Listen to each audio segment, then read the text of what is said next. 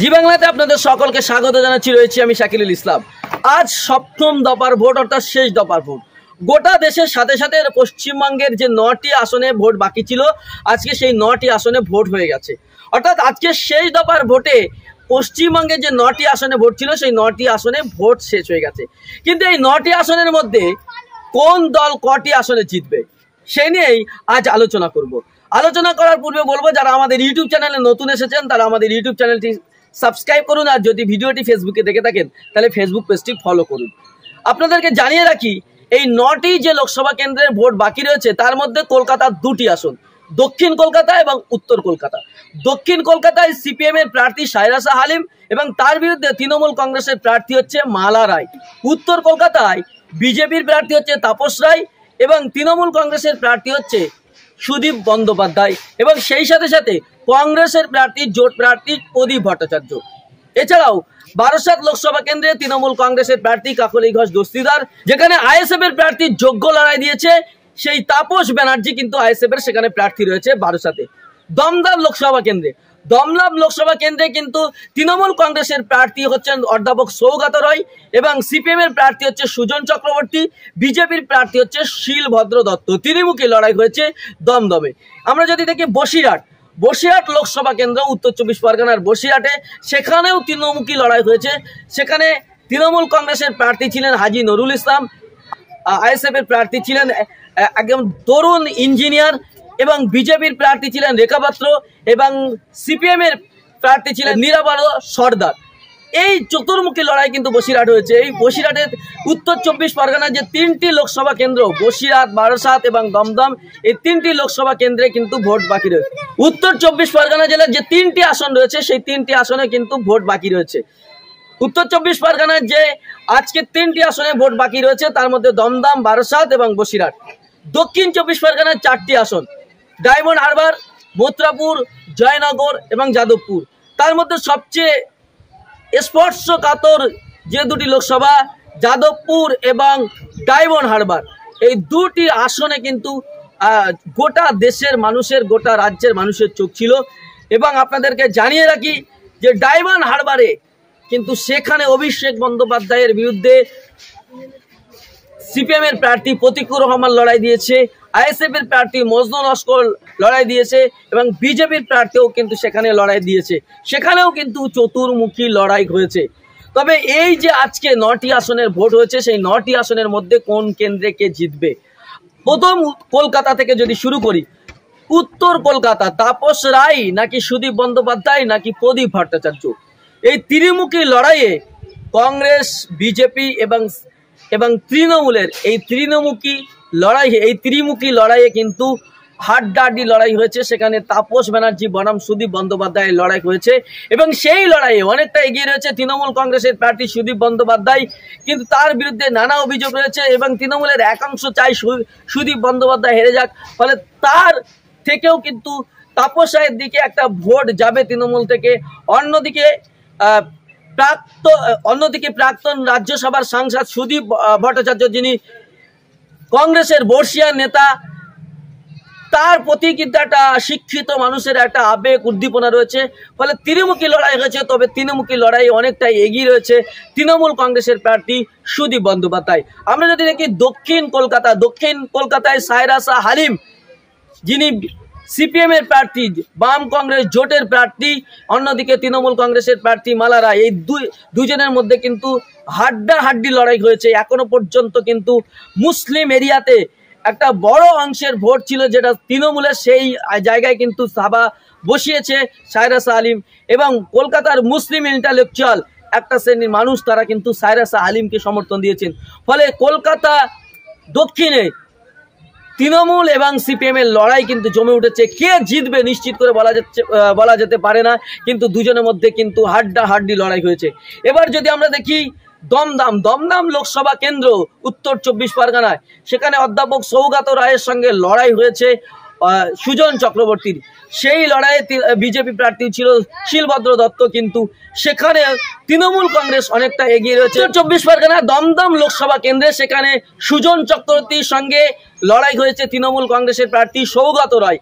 সেখানে কিন্তু হাড্ডাহাড্ডি লড়াই হয়েছে এবং সেই হাড্ডাহাড্ডি লড়াই ত্রিমুখী লড়াইয়ে অংশগ্রহণ করেছে বিজেপির প্রার্থী শিলভদ্র দত্ত এবং সেই লড়াইয়ে কে এগিয়ে একেবারেই তুলনামূলকভাবে অনেকটা এগিয়ে রয়েছে তৃণমূল কংগ্রেস, কিন্তু তারপরেও সিপিএম এর প্রার্থী সুজন চক্রবর্তী রীতিমতো লড়াই দিয়েছেন। সারাক্ষণ আজকে বিভিন্ন কেন্দ্রে ছুটে বেরিয়েছেন, তিনি কিন্তু ভোটের ময়দানে ছিলেন, ফলে লড়াই দিলেও সেখানে কিছুটা হলেও তৃণমূল কংগ্রেস কিন্তু এগিয়ে রয়েছে।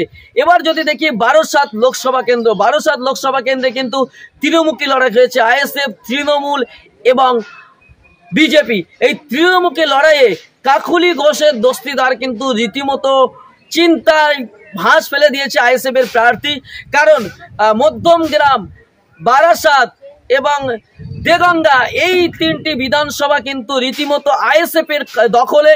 এই তিনটি বিধানসভায় কিন্তু রীতিমতো আইএসএফ একেবারে লিড দিতে পারে, সেক্ষেত্রে কিন্তু চিন্তার ভাঁজ পড়বে বিজেপি তৃণমূলে, সেই ক্ষেত্রে কিন্তু তৃণমূলের কপালে চিন্তার ভাঁজ।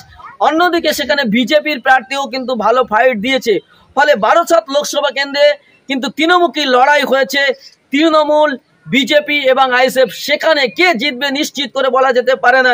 তৃণমুখী লড়াইয়ে কে জিতবে সেটাই 4 তারিখে জানা যাবে। বসিরহাট লোকসভা কেন্দ্রে যদি আমরা দেখি, সেখানে চতুর্মুখী লড়াই হয়েছে সিপিএম, বিজেপি, আইএসএফ এবং তৃণমূল। সেখানে কিছুটা হলেও এগিয়ে রয়েছে তৃণমূল কংগ্রেস, কিন্তু তৃণমূল কংগ্রেসের সঙ্গে হাড্ডাহাড্ডি লড়াই দিয়েছে আইএসএফ এবং আইএসএফ এর সেখানে বেশ কয়েকটি বিধানসভা সেখানে শক্ত ঘাঁটি, যেমন হাড়োয়া বিধানসভা রয়েছে, বাদুড়িয়া বিধানসভা রয়েছে, বসিরহাট উত্তর বিধানসভা, মিনাখা বিধানসভা, এই সমস্ত এলাকায় একেবারে শক্ত ঘাঁটি আইএসএফ এর। সেই জায়গায় কিন্তু ভালো তারা ফলাফল করবে, বিশেষ করে হাড়োয়া, বাদুড়িয়া এবং বসিরহাট উত্তর এই এলাকাগুলোতে কিন্তু ভালো ফলাফল করবে। এবং মিনাখা বিভিন্ন জায়গায় কিন্তু আইএসএফ এর এজেন্টকে বার করে দেওয়া হয়েছিল, এই অভিযোগ উঠেছিল, কিন্তু তারপরেও সেখানে আইএসএফ এর প্রার্থী গিয়ে, আইএসএফ এর অবজারভাররা গিয়ে কিন্তু প্রশাসনের মাধ্যমে সেই এজেন্টগুলোকে বসিয়েছেন। ফলে সেই জায়গায় দাঁড়িয়ে বসিরহাট লোকসভা কেন্দ্রে কিন্তু হাড্ডাহাড্ডি লড়াই হয়েছে আইএসএফ এর সঙ্গে তৃণমূলের, ফলে সেখানেও কিন্তু হাড্ডাহাড্ডি লড়াই। এবার আমরা যদি দেখি দক্ষিণ চব্বিশ পরগনা, দক্ষিণ চব্বিশ পরগনায় অভিষেক ব্যানার্জির বিরুদ্ধে, ডায়মন্ড হারবার অভিষেক ব্যানার্জির বিরুদ্ধে সিপিএম এর প্রার্থী প্রতিকুর রহমান, আইএসএফ এর প্রার্থী মজনু নস্কর, সেখানে বিজেপির প্রার্থীও কিন্তু ফাইট দিয়েছে। কিন্তু ডায়মন্ড হারবার লোকসভা কেন্দ্রে প্রচুর অভিযোগ বিভিন্ন জায়গায় ছাপ্পা হয়েছে, বিভিন্ন জায়গায় সিপিএম এর এজেন্ট সেজে তৃণমূলের লোকজন বসেছে, আইএসএফ এর এজেন্ট সেজে তৃণমূলের লোকজন বসেছে, মানে বিভিন্ন জায়গায় র্যাগিং এর অভিযোগ উঠেছে ডায়মন্ড হারবারে। সেই জায়গায় দাঁড়িয়ে তৃণমূল কংগ্রেস এগিয়ে, কারণ ওখানে বিভিন্ন জায়গায় ছাপ্পা হয়েছে বলে জানতে পারছি এবং অভিষেক বন্দ্যোপাধ্যায়ের এলাকায় তিনি কিন্তু জিতবেন অভিষেক ব্যানার্জি, কিন্তু তার যে ভোটের মার্জিন গতবারে প্রায় 5 লাখের মতো ভোটের লিড দিয়েছে, এবার কিন্তু সেটা অনেক কমবে, 1 থেকে 1.5 লাখের মধ্যেই কিন্তু সেটা সীমাবদ্ধ হবে। অর্থাৎ অভিষেক বন্দ্যোপাধ্যায়ের ভোট কমছে, তিনি জিতলেও তার কিন্তু ভোট কমবে বলে আমরা এই তথ্য পেয়েছি। এবং আপনাদেরকে জানিয়ে রাখি যে দক্ষিণ চব্বিশ পরগনার যাদবপুর লোকসভা কেন্দ্র, যে যাদবপুর লোকসভা কেন্দ্র নিয়ে সবার মাথা ব্যথা, কারণ এই যাদবপুর লোকসভা কেন্দ্রের 7টি বিধানসভার মধ্যে একটি বিধানসভা বিরোধীদের দখলে, ভাঙড় বিধানসভায়। সেই ভাঙড় বিধানসভায় সকাল থেকে বিভিন্ন জায়গায় অশান্তির ছবি ধরা পড়েছে, বিশেষ করে ভগবানপুর অঞ্চলের সাতুলিয়াতে এবং ভাঙড় 1 নম্বর ব্লকের ফুলবাড়ি গ্রামে, সেখানে কিন্তু ব্যাপক হই হট্টগোল হয়েছে এবং রানীগাছিতে সেখানে কিন্তু গন্ডগোল হয়েছে। আইএসএফ তথা বিরোধী এজেন্টদেরকে ঢুকতে বাধা, তাদের মারধর করার অভিযোগ উঠেছে, এমনকি আইএসএফ এর যে প্রার্থী নূর আলম খানকেও আক্রমণ করা হয়েছে। তবে তারপরেও কিন্তু গোটা এলাকায় পুলিশের সহযোগিতায় একেবারে 1 ঘন্টা পর থেকে কিন্তু শান্তিপূর্ণভাবে সারাদিন ভোট হয়েছে এবং বিভিন্ন জায়গায় ভোট হয়েছে। ফলে এই যে যাদবপুর লোকসভা কেন্দ্রের যে ভাঙড়, যেহেতু ভাঙড়ে বিরোধীরা জিতে রয়েছে, বিরোধী একমাত্র বিধায়ক নওশাদ সিদ্দিকী জিতে রয়েছেন, ফলে সেখানে কি হবে যাদবপুর লোকসভা কেন্দ্রে কিন্তু নজর ছিল। এই যাদবপুর লোকসভা কেন্দ্রের প্রতিবাদেই দেখা যায় যে ভাঙড়ে লিড দেয় তারাই জিতে। এবার কিন্তু ভাঙড় বিধানসভা থেকে আইএসএফ লিড দেবে এবং তার পাশাপাশি যাদবপুর লোকসভায় বারুইপুর পূর্বতে আইএসএফ ভালো একটা ভোট পাবে, সোনারপুরে একটা ভোট পাবে ভালো, যাদবপুরের কিছু অংশে ভোট পাবে। ফলে সেই জায়গায় দাঁড়িয়ে এখানে কিন্তু আইএসএফ, তৃণমূল এবং বিজেপি ত্রিমুখী লড়াই হচ্ছে। আইএসএফ এর প্রার্থী অ্যাডভোকেট নুর আলম, বিজেপির হচ্ছে অনির্বাণ গাঙ্গুলি এবং তৃণমূলের সাইনি ঘোষের তৃণমুখী লড়াই হয়েছে। এখানে কিন্তু যাদবপুরে বলা যাচ্ছে না কে জিতবে, তবে হাড্ডাহাড্ডি লড়াই হয়েছে যাদবপুরে। তেমনি মথুরাপুর লোকসভা কেন্দ্র, সেখানে তৃণমুখী লড়াই হয়েছে তৃণমূল, বিজেপি এবং আইএসএফ এর মধ্যে, এবং সেই সাথে সাথে জয়নগর লোকসভা কেন্দ্রেও কিন্তু তৃণমূল, বিজেপি এবং আইএসএফ এর মধ্যে ত্রিমুখী লড়াই হয়েছে। তবে মথুরাপুর এবং জয়নগর তৃণমূল কংগ্রেস কিছুটা এগিয়ে থাকলেও লড়াই কিন্তু হাড্ডাহাড্ডি হয়েছে এবং সর্বস্তরের মানুষ ভোট দিতে পড়েছে। ফলে কোনো প্রেডিকশনই কাজ করবে না, কে জিতবে নিশ্চিত করে বলা যাচ্ছে না। তবে কিন্তু সাধারণ মানুষের ভোট যেদিকে পড়েছে সেই জিতবে। মানুষ কিন্তু স্বতঃস্ফূর্তভাবে ভোট দিয়েছে এবং গোটা এলাকায় শান্তিপূর্ণভাবে ভোটের উপর হয়েছে। বলা যায় সর্বস্তরে কিন্তু শান্তিপূর্ণ ভোট হয়েছে এবং মানুষ শান্তিপূর্ণভাবে ভোট দিতে পেরেছে। প্রিয় দর্শক, আজকের মতো এখানে শেষ করছি। দেখা হচ্ছে অন্য কোনো এপিসোডে। ততক্ষণ ভালো থাকবেন, সুস্থ থাকবেন। ধন্যবাদ।